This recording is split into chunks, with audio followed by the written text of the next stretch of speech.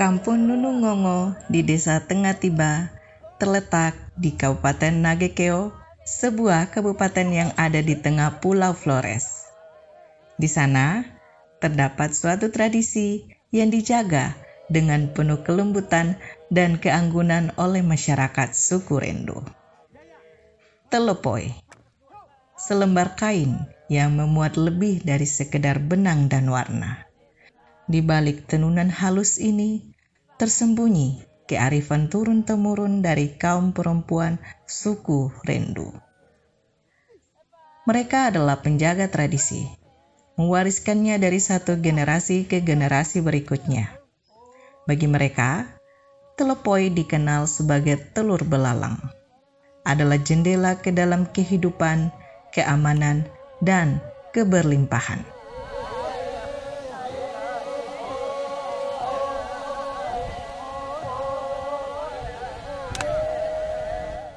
Telepoi ini memang tenunan asli orang Rendo yang diwariskan oleh para leluhur sejak dulu.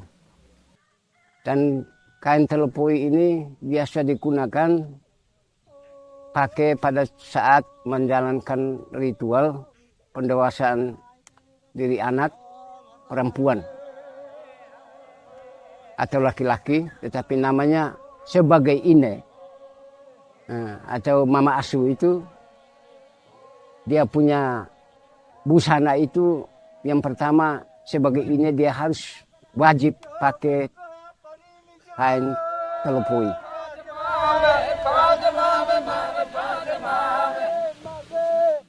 Tenun telepoi bukanlah sekedar kain, melainkan sebuah cerita yang ditenun dengan penuh cinta dan dedikasi. Masyarakat Rendo menganggapnya sebagai simbol kesuburan, menggambarkan kesejahteraan dan keamanan bagi mereka. Dengan setiap helai benang yang disusun, mereka mempersembahkan sebuah warisan budaya yang kaya akan makna. Namun, di balik setiap jalinan, terdapat lebih dari sekedar seni. Di balik setiap pola, terkandung semangat kebersamaan, kesetiaan terhadap tradisi, dan penghormatan terhadap bumi yang memberi mereka kehidupan. Menenun merupakan kebudayaan yang diwariskan oleh generasi terdahulu yang mempunyai keunikan, nilai seni, dan sejarah yang tinggi. Untuk menjadikan sebuah tenunan itu yang awalnya harus mempersiapkan alat-alat.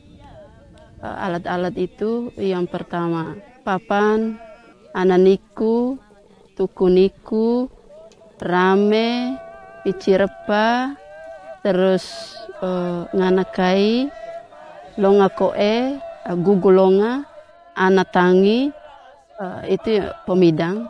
Yang berikut lagi benang dengan ati dan logo. Yang berikut lagi siapkan wadah untuk simpan benang. Yang saya dapat dulu, wadah itu sebelum simpan benang ada beras sedikit.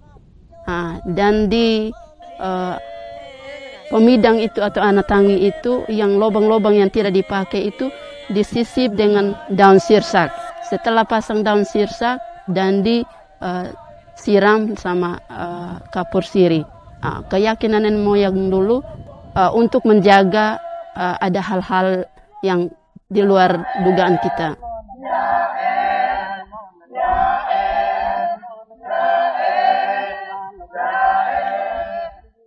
Proses pewarisan telepoi tidak selalu berjalan mulus. Generasi penerus warisan ini berhadapan dengan pilihan tradisi atau keuntungan ekonomis. Pemuda-pemudi yang masih dalam usia produktif sangat kurang menaruh minat dalam usaha menenun sarung tenun ikat. Mereka lebih banyak memusatkan aktivitas pada pekerjaan yang cepat memperoleh hasil.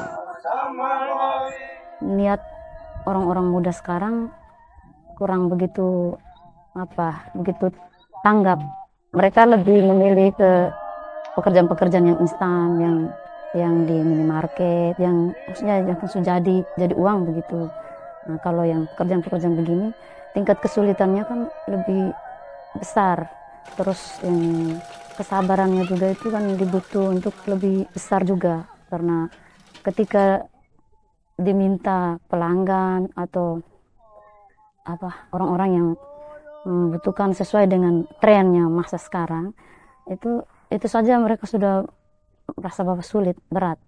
Nah, itu yang saya rasa tantangan yang saya hadapi selama ini.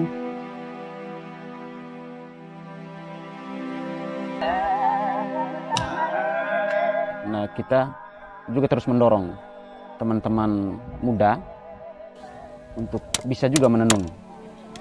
Karena kalau kita lihat ini, satu sisi kita mau mewarisi segala warisan leluhur, tetapi kalau orang muda juga tidak ambil bagian dari sekarang, nah itu bisa juga satu saat telopoi, bisa tinggal kenangan, tinggal nama.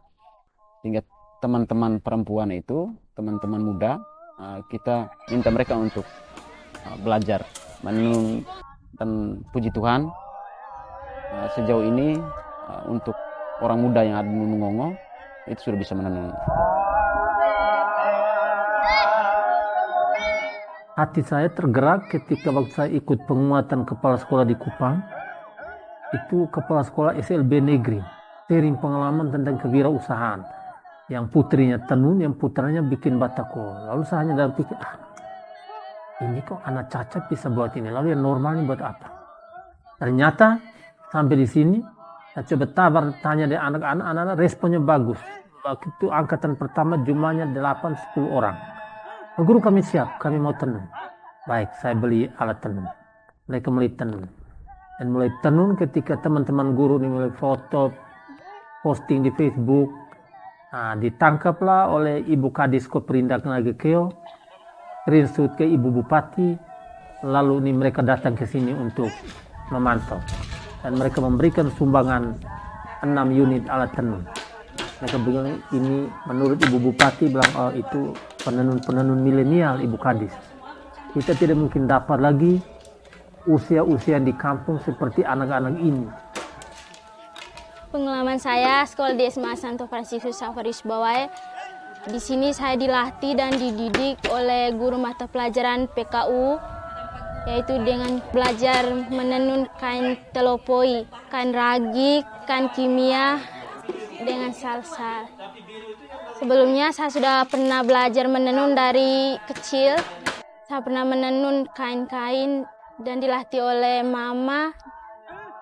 Jadi saya memilih sekolah di Smafix karena saya ingin melatih tambah saya punya skill supaya bisa berkembang. Jadi pesan saya untuk teman-teman saya, semoga bisa melestarikan warisan para leluhur dengan belajar menenun kain telopoi, ya dengan tenun-tenun lain.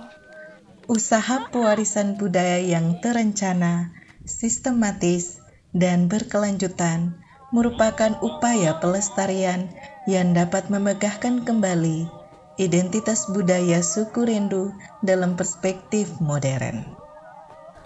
Pemerintah sesungguhnya sudah memiliki komitmen untuk menggali seluruh potensi budaya yang ada di Kabupaten Nagekeo.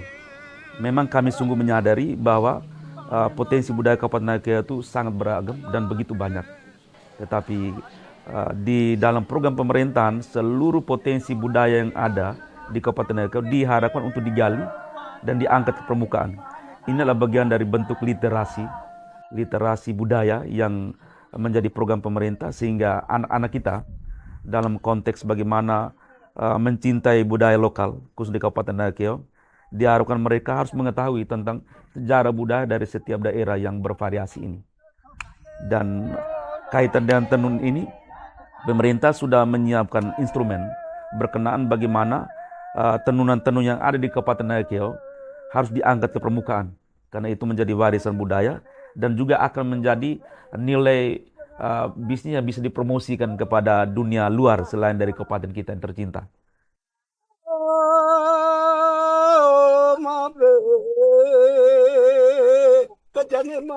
Untuk mewujudkan usaha pelestarian kebudayaan lokal ini, pemerintah memiliki peran penting guna menjaga pelestarian budaya dan peningkatan ekonomi masyarakatnya. Dekra Nasda juga mereka selama ini berperan membantu untuk melakukan promosi juga sama dengan Dinas Pendidikan dan Kebudayaan. Nah, selama ini soal support mereka memberikan edukasi bahwa soal telopoi ini terus diwariskan, itu juga kami rasakan. Jadi memang kerjaan untuk urusan telopoi ini banyak pihak yang ambil bagian, sehingga di situ menjadi salah satu support buat kami bahwa ternyata penting untuk telopoi ini tetap kita jaga, kita lestarikan. Kemudian soal hal lain, Pemda ini mewajibkan seluruh ASN menggunakan busana adat Nagkeo. Ternyata telopoi juga menjadi salah satu pilihan para ASN untuk memakai di hari yang sudah ditentukan itu. Juga pada hari upacara-upacara kenegaraan lainnya, 17 Agustus, atau pada saat hari Pancasila, banyak bukan hanya ASN, karena dorongan Pemda melalui ASN, akhirnya masyarakat juga, ya sudah kita, mungkin dulu orang ngetrennya dengan celana panjang tapi sekarang kita akhir-akhir ini kita lihat ternyata lebih ngetren, lebih cantik, lebih berwibawa ketika kita berbusana adat. Nah, itu yang kita rasakan selama ini.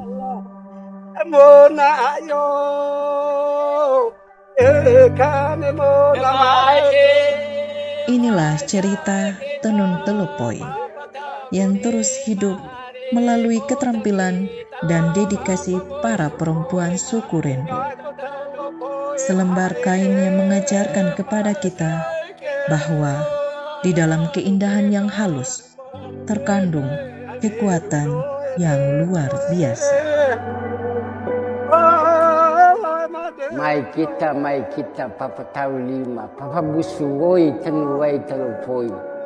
Telopoi ne bosi, da tekane da moi.